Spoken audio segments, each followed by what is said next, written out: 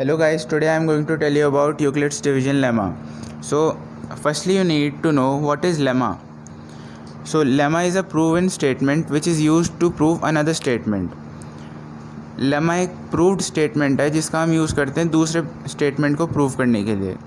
तो अब हमने लेमा तो पढ़ लिया है, अब पढ़ते हैं यूक्लिड्स डिवीजन लेमा।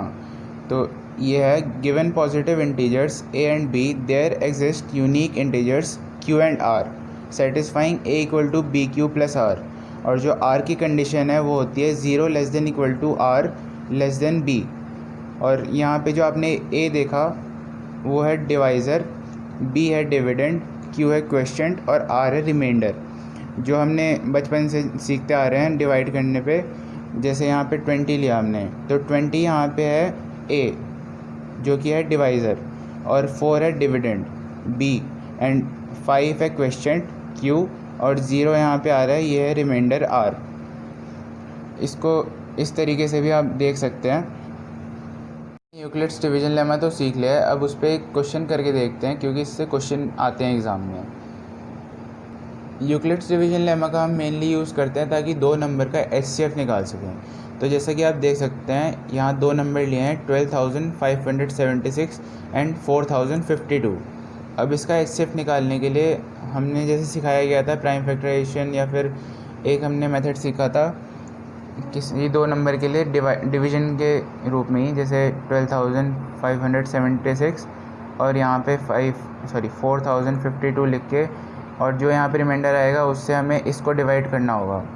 तो हमें वो नहीं करना है, यहाँ पे हमें यूक्लिड्स डिवीजन लेमा के तरीके से जैसे a equal to B Q plus R और इस क्वेश्चन में a है 12,576 और b है 4,052 और q वो है जिससे हमें b को मल्टीप्लाई करना है, यानी 4,052 को मल्टीप्लाई करना है ताकि नियरेस्ट वैल्यू आ जाए 12,576 के, और जो इसका रिमाइंडर आएगा वो r होगा। तो 12,576 इक्वल टू 4,052 मल्टीप्लाइड बाय 3 और इसका रिमाइंडर आएगा 420। तो हमें इसे तब तक करना होगा जब तक हमारा रिमाइंडर 0 ना आ जाए। जैसे कि यहाँ पे 420 है, हमें इसे 0 लेके आना है।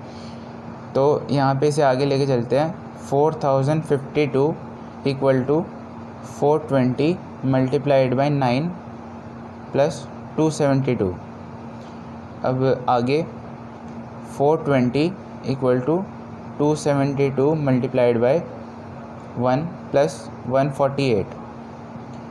272 equal to 148 multiplied by 1 plus 124। 148 equal to 124 into 1 plus 24। 124 equal to 24 into 5 plus 4। 24 equal to 4 into 6 plus 0। अब यहाँ जैसे आप देख सकते हैं यहाँ 0 आ गया तो रिमाइंडर 0 है यहाँ पे। तो इसका मतलब ये है कि ये जो 4 है ये इन दोनों नंबर का HCF है, हाईएस्ट कॉमन फैक्टर। तो देयरफॉर HCF इक्वल टू 4। और याद रहे कि इसे यूक्लिड्स डिवीजन लेमा कहते हैं। अगर क्वेश्चन लिखा है यूक्लिड डिवीजन एल्गोरिथम से क्वेश्चन कीजिए तो आपको सिर्फ यूक्लिड डिवीजन लेमा से ही करना है। अगर यूक्लिड एल्गोरिथम से पूछा जाए तो याद रहे कि यूक्लिड डिवीजन एल्गोरिथम सिर्फ पॉजिटिव इंटीजर्स के लिए यूज़ किया जाता है और इसे जितने भी इंटीजर हैं जो कि पॉजिटिव हैं उनके लिए यूज़ कर सकते हैं।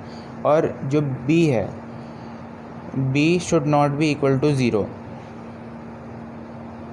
लेकिन ये चीज़ एग्ज़ाम में आएगी नहीं क्योंकि कंफ्यूजिंग है ये चीज़। अब आपको एक और क्वेश्चन करके दिखा देता हूँ इस पर। जैसे